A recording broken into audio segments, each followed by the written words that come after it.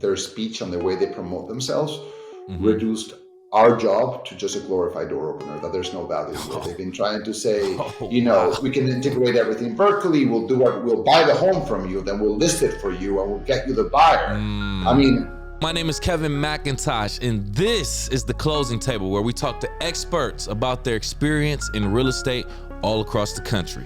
Let's go.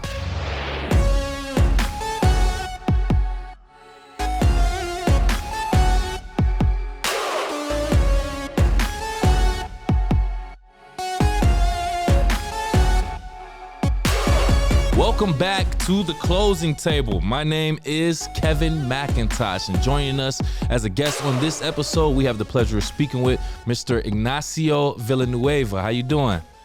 good, Kevin. How are you? Fantastic, sir. Thank you for being here. Appreciate you. We are here to pick your brain about a few things regarding real estate, specifically in your market. But before we get started there, sir, I have a quick icebreaker for us. Something to kind of just, get us through, get us to know you a little bit better. It's called word association. I'm going to throw out a few words associated with real estate, and you just give me the first thing that comes to your mind, whether that's another word, a definition, an explanation, whatever the case. Sounds good? Good. Shoot. All right, first one, equity. Money. Amortization. Time. Zoning. Complications. Property. If you lived in Miami, you would understand why zoning usually equals complication. Okay. Property. Wealth. Lastly, land contract. Opportunity.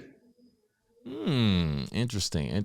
Okay. All right. Well, that's just to crack the egg open. Ignacio, appreciate you. Just gets us a little bit into your mind, your psyche, how you think a little bit. So now we're going to move on into it. Before we really get started, I want you to kind of briefly tell us who Ignacio Villanueva is outside of real estate. Break that down for us. Super simple. Born and raised in Caracas, Venezuela. I've been living in the States for 18 years, 9 years in New York, 9 years in Miami. Married, father of 3 lovely girls, aged 7, 5, and 2. That's pretty much who I am. Lover of I love wine, I love restaurants, I love art. Love spending time with my girls, and I love to travel. Beautiful. Family man, family oriented. We love that and respect that right there. Okay. So let's talk about where you are. I can already see in your background, it looks like the weather is beautiful. I wish I was there. Why don't you describe for our audience right now the current market that you serve, and go into as much detail as you can, whether that's the average price point, the average square footage, notable landmarks, attractions, things of that nature. Of course. So I'm with Douglas Elliman down in Miami, Florida. I specialize in the kind of Miami market. I mean, Miami Metro is bigger. Sometimes people kind of like put Fort Lauderdale into it. I specifically, I could technically be doing Fort Lauderdale and Broward County, but I specialize mostly high-end properties.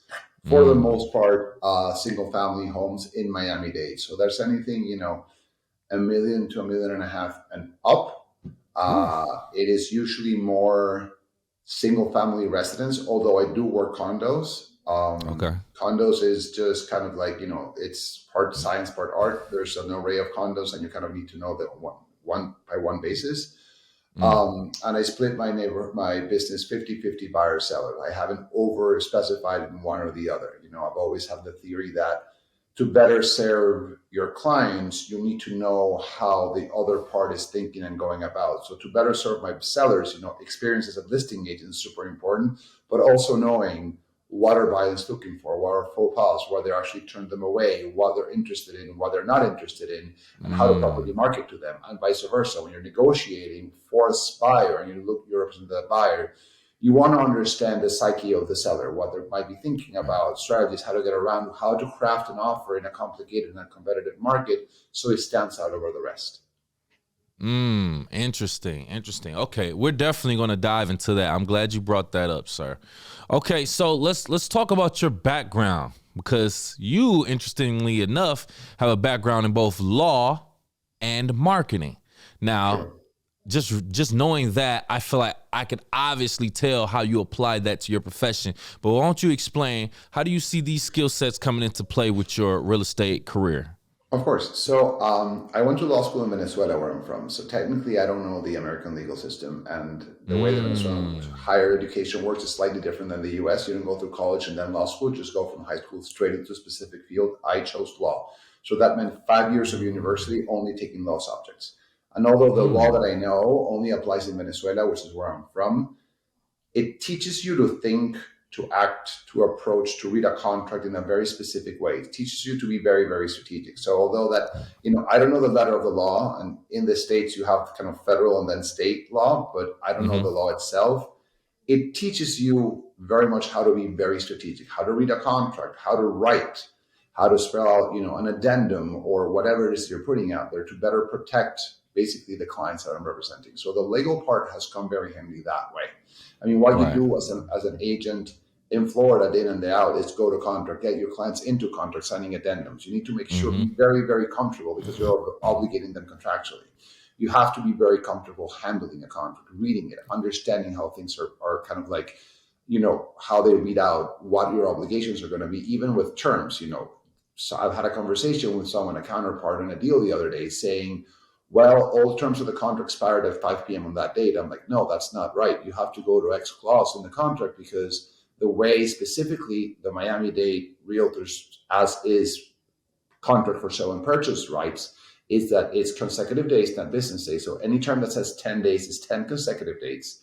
And that mm, deadline is going to fall at midnight on the day that you fall on, unless it falls on a Saturday, Sunday, or a national holiday, in right. which case that deadline is moving on to the next business day at 5 p.m. But otherwise, if your deadline falls on a Friday and that is not a national holiday, you have until midnight to exercise that deadline, to get out of the contract, to ask for a request, or Mm, whatever it is. So that is one explanation of how the legal background has become very handy.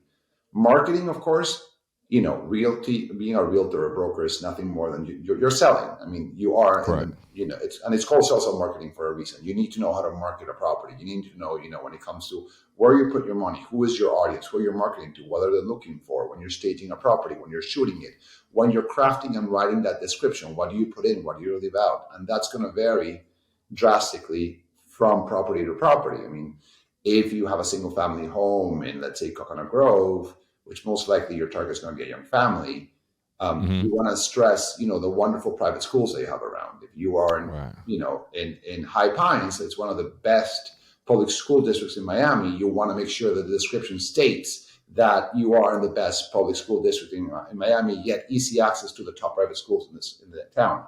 To the contrary, if you have a two-bedroom waterfront condo in south of Fifth in Miami Beach, it's all the action. You want to highlight the restaurants and the nightlife and whatnot. So marketing the property when you're selling, that's when the marketing background, comes very, very handy.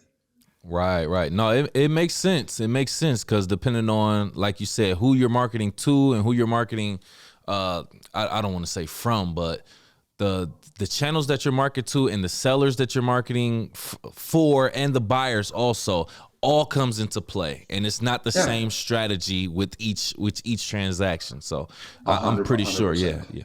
yeah, yeah, yeah. Good, good. You already mentioned that you intentionally split your business 50-50 between buyer and seller.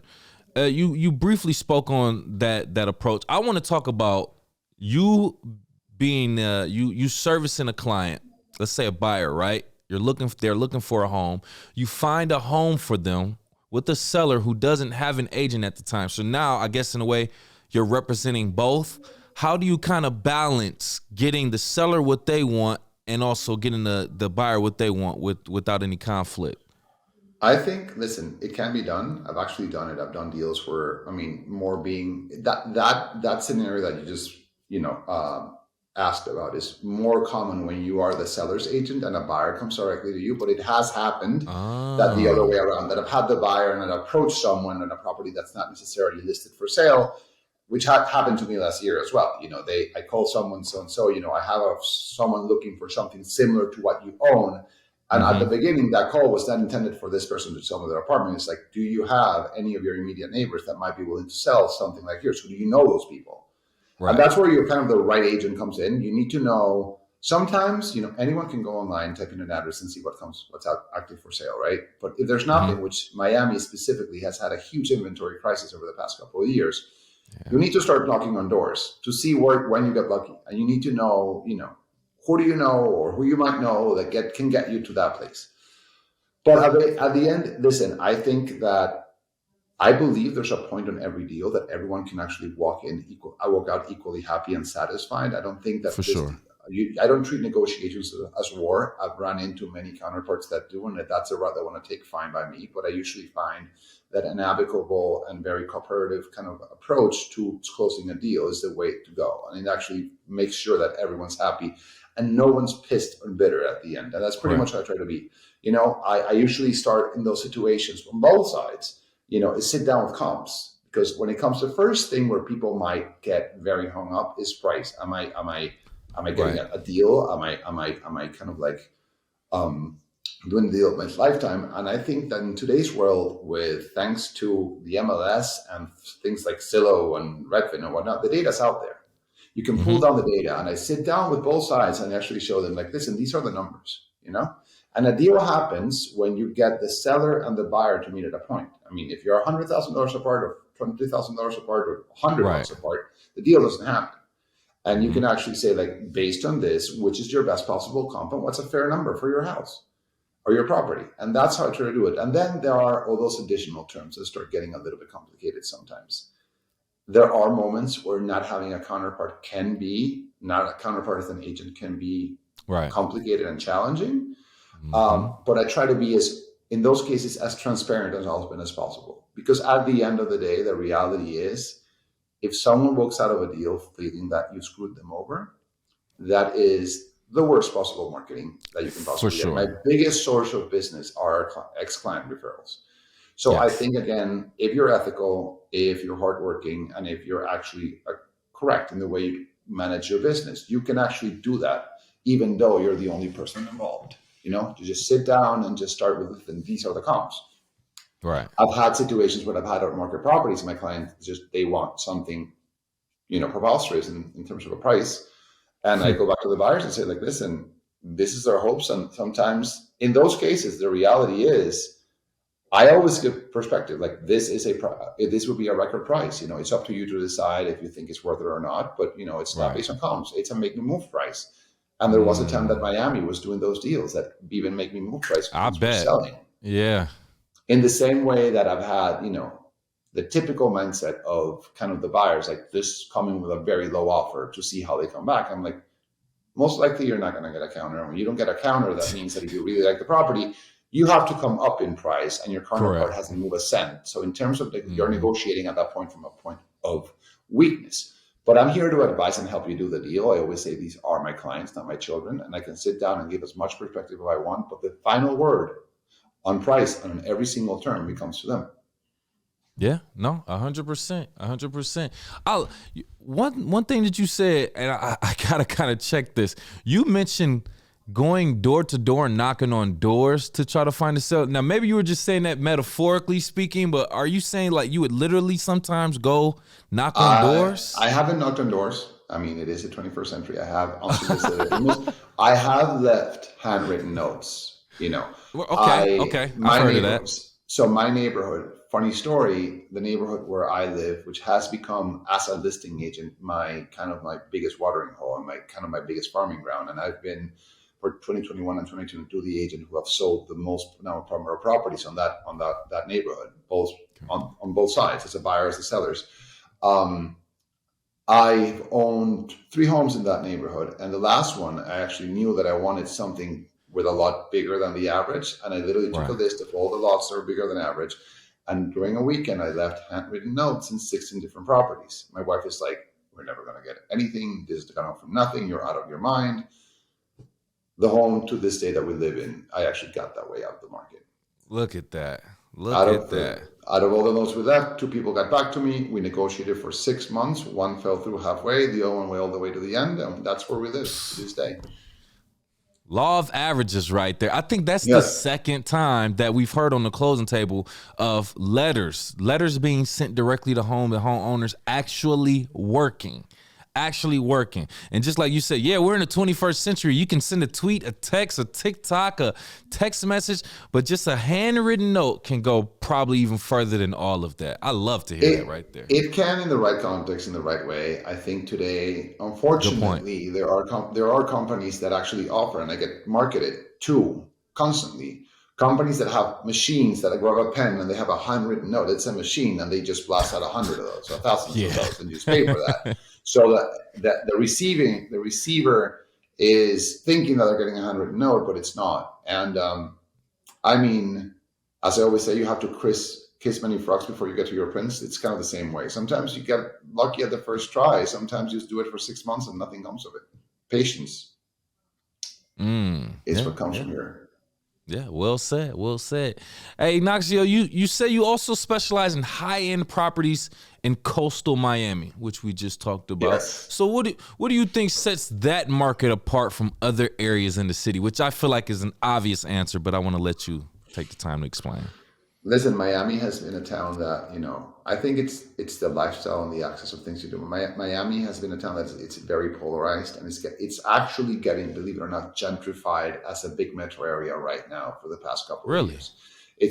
Yes, I mean, it's always been a big city, but it's always been a playground, and people were like, in big numbers from a demographical perspective. People came here to spend their money, not to make their money. They didn't live here. Correct. They came here. So in terms, where did they go? Coastal Miami. And what do they have? Then what did you find in coastal Miami? You have, cool restaurants, kind of that kind of like cliche, for lack of a better word, lifestyle that you see perhaps in the movies. The beach and the cool restaurants and the nightclubs and the scene and the shopping.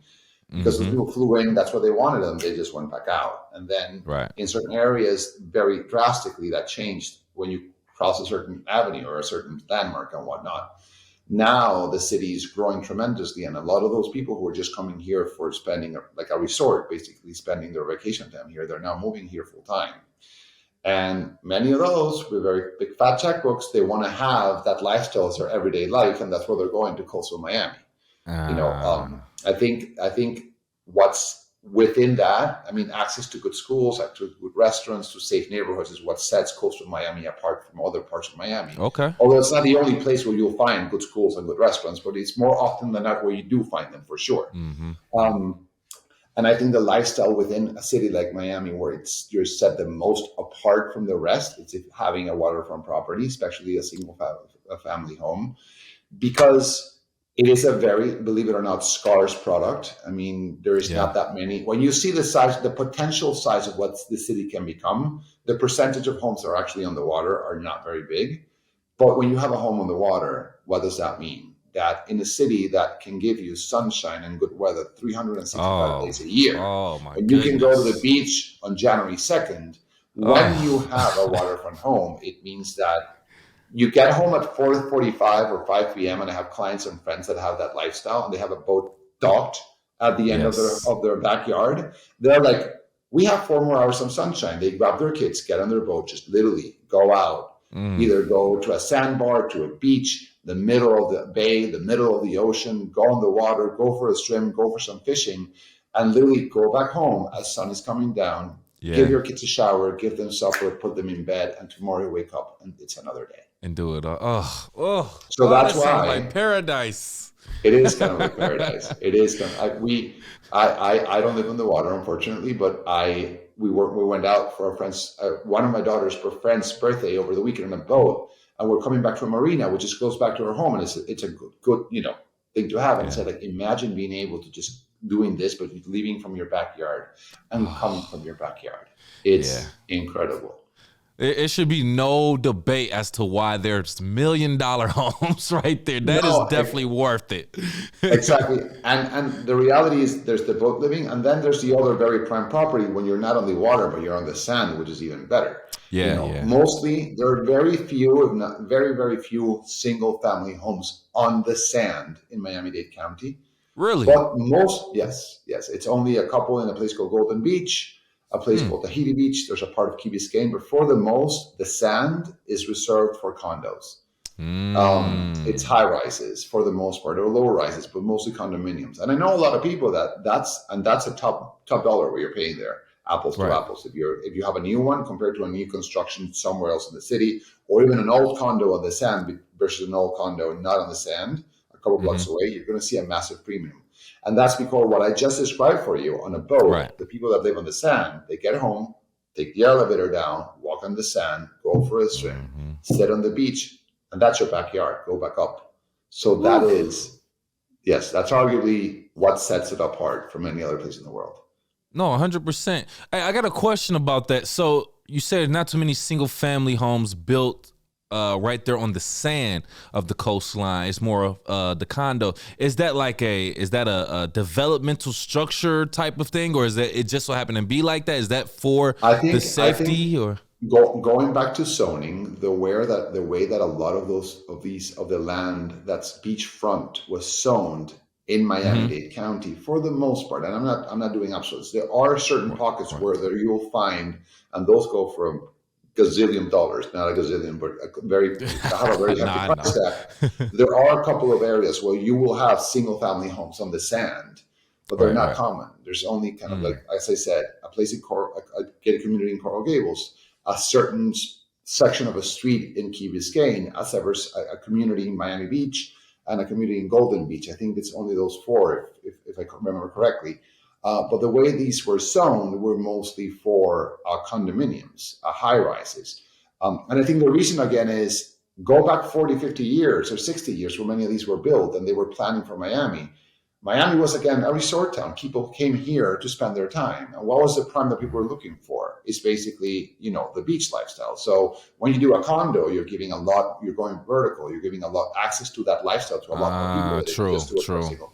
So it's either Mm. condo or hotels. So Mm. it's more friendly for either those people who are buying a second home or the people who are coming here for a couple of weeks or a week a year to just spend time down here. Great point. Great point. Man, that made so much sense when you put it down. Okay, thank you. Thank you. My All right, so pleasure. being in Miami, it's a melting pot of different cultures and people with backgrounds. And obviously, I mean, I would assume because of that, you have to deal with different people with different backgrounds. Can you share an Yes. experience where you had to navigate a unique challenge while helping somebody with a specific background, either buy or sell a property? You mean because of a kind of like a cultural barrier? Yeah, pretty much any challenge, whether it be a language barrier, some type of I don't know, cultural barrier, whatever the case may be, any type of challenge that you dealt with while dealing with someone with a different background. Background. Listen, I think cultural barrier, I mean, language barrier, thankfully to this day doesn't happen. I can say I'm fluent in Mm, English, although my native language is Spanish. I also speak French, so thankfully that has helped me. okay. Um, Cultural barriers sometimes have been the expectations and kind of managing people's expectations what they get when they come to Miami. And this can actually be with someone from, I mean, I used to live in New York, as I said. I've worked with an array of New Yorkers that have come here. And, the walkability of certain areas is something they over focus on because they're used, if you live in Manhattan, certain parts of New York, you're used to just walking out and walking everywhere. I mean, the concept of getting in a car to going everywhere, it's an issue. And they're looking for something that doesn't exist. They want something hip, but they want a big backyard, Mm, but they want to have access to good schools, and they actually want to be walkable. And I'm like, there are certain pockets where you'll find, but I try to explain, walkability in the same way that in New York, the norm is you walk and the luxury is to have a car and go out on the weekends. Complete opposite in Miami. In Miami, you need correct. a car every day. Yeah. And the luxury is to be able to walk for certain of your daily errands or lifestyle. Why? Because 6 months out of the year, we have lovely weather. 6 months out of the year, we have a very kind of bipolar weather where you actually wake up in the morning and it's blinding sunshine and you walk out and 20 minutes later is torrential rain. And if you walk somewhere, you realize that you're Mm, stuck where you went because you can't actually walk back. yeah. So, Yeah. the person was like, well, certain areas it's great for schools, but I can't walk anywhere. It's like, well, that is a little bit of what you actually. Hmm. Another thing that has happened in terms of request is houses of worship. I mean, I work with people with many religious backgrounds, and in the Jewish community, because of Shabbat, Sabbath on Saturday to Friday to Saturday, they want Right. to be able, the more religious ones, to be able to walk to synagogue, This is to true. service and back. So Hmm. with those people, even though I've tried to veer them always into making sure that, whatever it is that they're looking for, if that's going to be a process, that would have a synagogue close by and the type of congregation that they're looking for. So those could be, two challenges in terms of different backgrounds that I found. Very, very interesting. Wow. I didn't know how you were going to answer that question, but that's still like, that paints that picture as to how that culture in real estate in Miami really is. Wow. I never thought about things like that. Yeah. So being from a completely different country and now making adjustments here in the United States, having experiences in different countries, you have understandings of market trends and business needs in U.S., Latin America, and the Caribbean. Can you tell me, if you can, how does the U.S. model compare to other international broker marketplaces, if you have that answer? It depends on what you're comparing it to. In certain places in Latin America, where I come from, there's no such thing, which it usually turns into a little mess, as listing site exclusivity, for example. No one gets exclusivity for a property.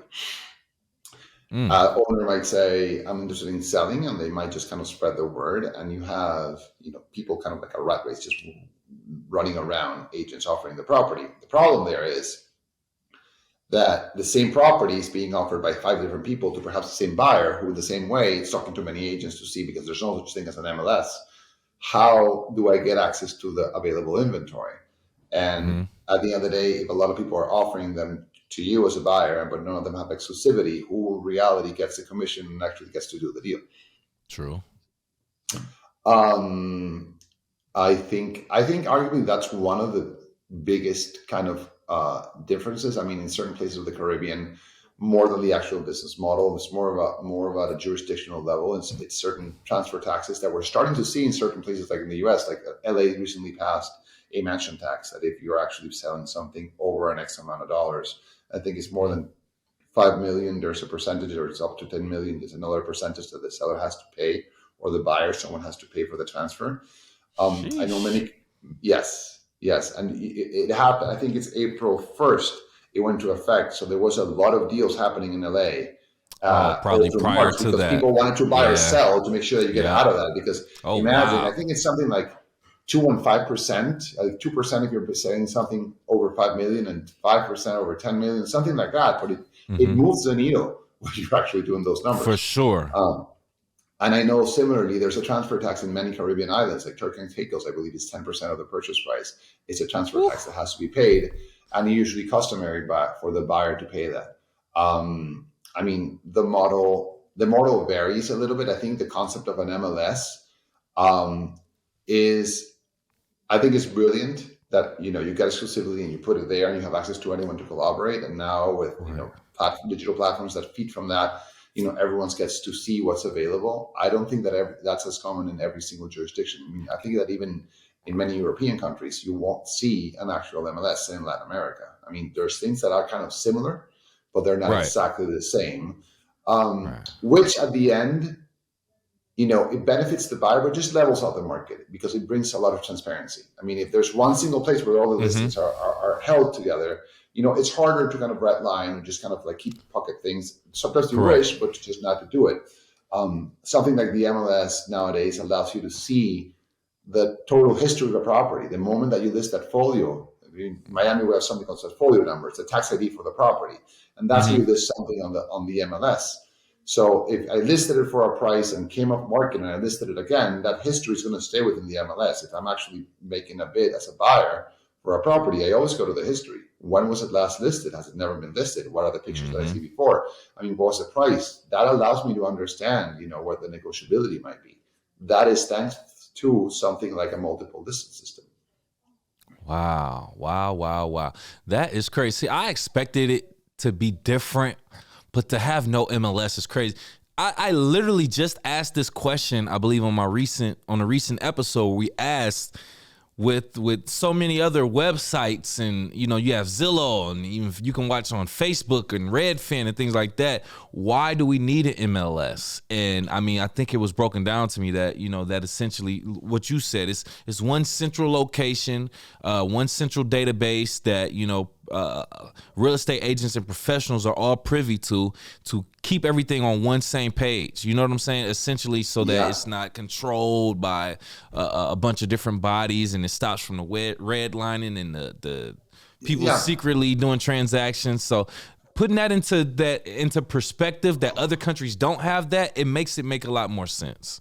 Yeah, and also Zillow and Redfin, they all feed from the MLS. Without an MLS, they don't have access to that data unless they could start. Because what I list something on the MLS and immediately it goes on Zillow. Zillow gets, in the same way that I have a login number, they have it plugged in. And the moment that something gets listed in a property, in an area that I'm looking for, I get a notification. This just came to market. That's how Zillow gets fed, and Redfin and Realtor.com and every other website like that. It actually gets fed from the MLS automatically. Oh wow, that's without an MLS. They would have, otherwise you would have to just kind of like call Zillow and call Redfin, and then you have the possibility of only calling a deal with Zillow but not having it on Redfin. So that is that fair? Is that not fair? I mean, Zillow has been great, but it also has its downsides. So I think it's the MLS. The MLS is not for profit. It's called a multiple listing system. It's a center of collaboration between agents. And if you are listing a property that is not offering a cooperating agent a commission on that sale, you can't list it on the MLS. It has to be collaborative. You're offering the other side a commission for the sale. So that's like you're all looking into the same product. Like what type of inventory? You're going to a supermarket. What is there out there for sale? And no one's trying to make a profit out of this. So no one's necessarily going to pocket that unless you have a client or you strategically want to keep a listing as a pocket listing, and that, but then it's never going to come up on the MLS. It's not going to show up. It's your network, be it of buyers or fellow agents that you want to offer it to, you can give it to, but you can just blast it out. And in certain markets, like the current one, if you have inventory, you want to just shout it to the world because you have many buyers out there that will come to you. Right. And you will most likely, if you're priced right, that's how you get the top dollar for them. Okay, interesting. I don't want to hold you up too much more, but I got another question for you. Sure. You brought this up and made me think about this. Another agent explained to me that they have the mindset of it's Realtor versus Zillow. So they kind of feel like Zillow is the competition. The way you kind of just described Zillow makes me feel like that is true. How do you feel about the statement of Realtor versus Zillow? That's 175% true. I mean, there is no bigger peril to our business. I think that Zillow has historically, if you tell me kind of like their speech and the way they promote themselves, reduced our job to just a glorified door opener, that there's no value to it. They've been trying to say, we can integrate everything vertically. We'll buy the home from you, then we'll list it for you and we'll get you the buyer. I mean, listen, I actually interviewed at Zillow when Zillow Offers was actually going live several years ago, and they were going live in Miami. I was tapped to, and I get to the final round of interviews to be the general manager for Miami Metro. And it was very clear that what they're looking to do is basically eventually become a vertical integration, because at the end of the day, they ended up getting a broker's license. They always say, we're not going to compete with you. And then Zillow applied to get a broker's license. They became a brokerage.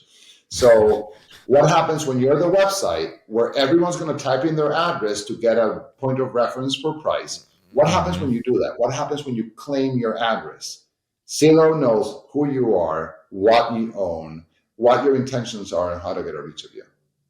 And why is that important for them? Because they then turn to a guy like me and say, like, I can get you seller leads. I will sell you, if you pay me enough advertising, I will direct these sellers to you. Their business model is like a media company. They make money not on the sale of property.